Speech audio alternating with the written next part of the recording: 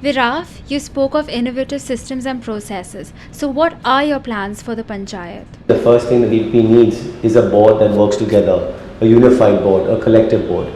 This election, I'm sure, will bring about such an event.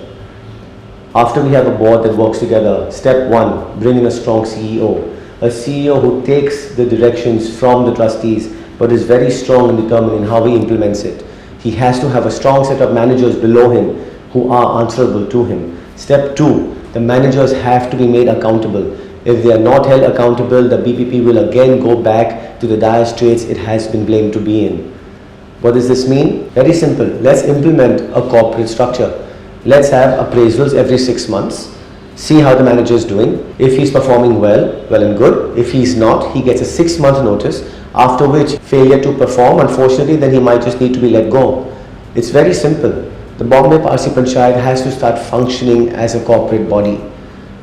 The trustees are your board of directors, your CEO and CFO implement what has to be done, and the managers are there at the bottom to execute. The job of the BPP is to make its beneficiaries happy.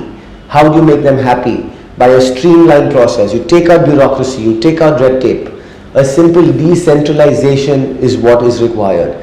A very simple concept I would like to introduce, which is what we use at Zing, is having an angel trustee.